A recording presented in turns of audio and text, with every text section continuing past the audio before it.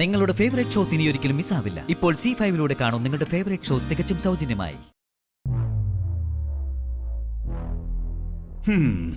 പ്രേമവിവാഹം, ഒളിച്ചോട്ടം, ഇതൊന്നും ഇക്കാലത്ത് പുതിയ സംഭവങ്ങളൊന്നുമല്ല. വിവാഹം രജിസ്റ്റർ ചെയ്താൽ പിന്നെ പേടിക്കേണ്ട കാര്യമൊന്നുമില്ല.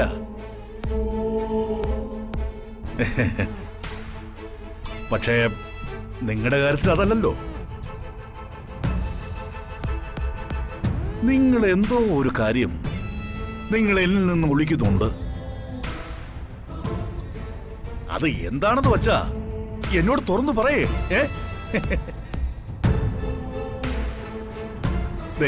ഭയപ്പെടേണ്ട ഒരു കാര്യവും ഇല്ല.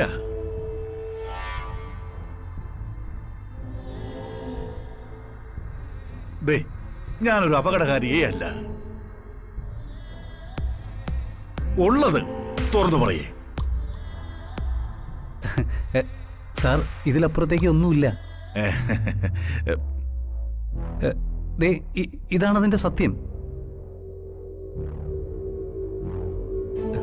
വീട്ടുകാരെ പേടിച്ച് നാട് വിട്ടവരാ ഞങ്ങൾ.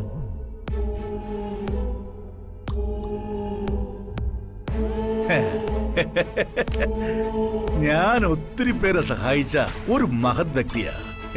അത് നിങ്ങൾക്കറിയില്ല. ഉപകാരം ചെയ്യുക മാത്രമാണ് എന്റെ നിഘണ്ടുവിലുള്ളത്. പരോപകാരമേ പുണ്യം, പാരിൽ പാപമേ പരപീഡനം. ഞാൻ മറ്റുള്ളവരെ സഹായിക്കുന്നതും പരോപകാരം ചെയ്യുന്നതും സഹിക്കവയ്യാതെ എന്റെ ഭാര്യ കുറെ നാള് പിണങ്ങി അവളുടെ വീട്ടിൽ പോയി നിന്നു.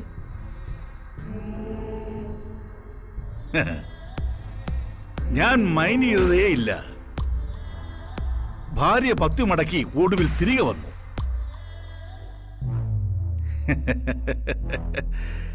എന്നെ കൂട്ടക്കളത്തിൽ സ്വാമിനാഥൻ എന്നല്ല നാട്ടുകാർ വിളിക്കുന്നേ. കൂട്ടക്കളം മാവേലിന്ന. അല്ല, അതെന്താ? ദാനം ചെയ്ത് പാതാളത്തിലേക്ക് താഴ്ത്തപ്പെട്ടവനാണല്ലോ മാവേലി.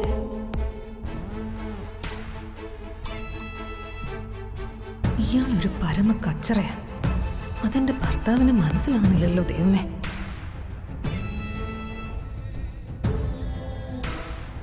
അല്ല, കുട്ടി എന്താ മനസ്സിൽ പറഞ്ഞേ? ഒന്നുമില്ല. മാവേലി എന്ന് മാത്രമല്ല ചിലരെന്നെ വിളിക്കുന്നേ കർണൻ ചേട്ടാന്നാ. അതെന്താ കർണൻ ചേട്ടാന്ന്? കർണനും ദാനശീലനായിരുന്നല്ലോ. ഓ, ഉപകാരം ചോദിച്ചു വരുന്ന ആരെയും കൂട്ടക്കളത്തിൽ സ്വാമിനാഥൻ വെറും കൈയോടെ വിട്ട ചരിത്രമില്ല.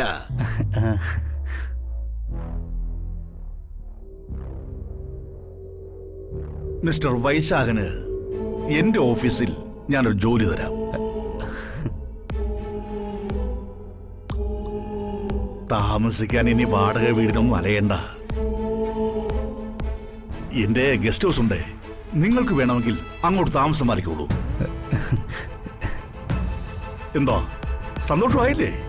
ഓ, സന്തോഷമായി സാറേ. Thank you so much. Welcome. എന്താ മൈഥിലിക്കുട്ടി താങ്ക് യു പറയാത്തെ? Thank you sir. ഓ ഓ ഓ സാർ, എന്നാ പിന്നെ ഞങ്ങൾ അങ്ങോട്ട്. പൊയ്ക്കോളൂ. എന്നിട്ടേ എത്രയും പെട്ടെന്ന് താമസം മാറിക്കോളൂ. ശരി സാർ. ഓ ഓ ഓ വാ മൈഥിലി, വാ.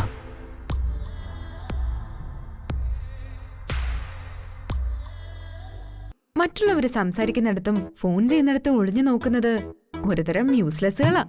നീ ഇത്ര കൺട്രി ആണോ?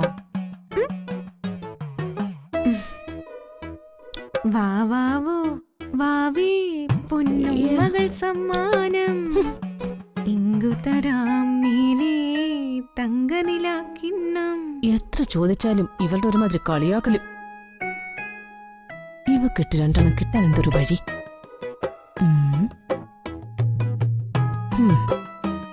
ശരിയാക്കാം. ഒരു വാവ്.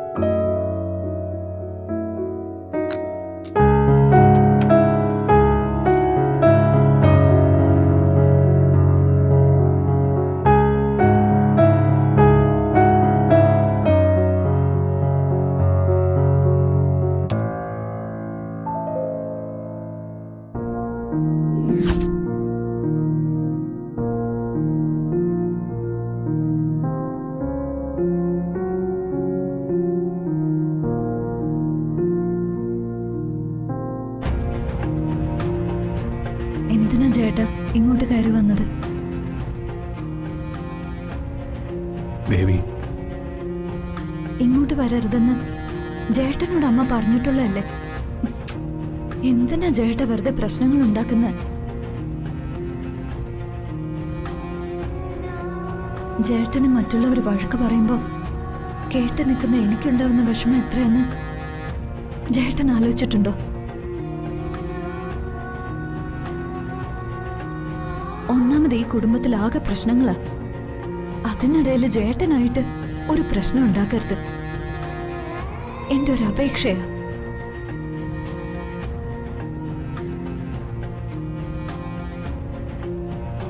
ബേബി, എന്തെന്നില്ലാത്തൊരു തലവേദന. കടുപ്പത്തിലൊരു ചായ കിട്ടുമെന്നറിയാൻ വേണ്ടി വന്നതാ ഞാൻ. ഞാൻ ചായ ഉണ്ടാക്കിക്കൊണ്ടുവന്ന് ഔട്ട് ഹൗസിൽ തരാം. ജേട്ടൻ പോയിക്കോളൂ.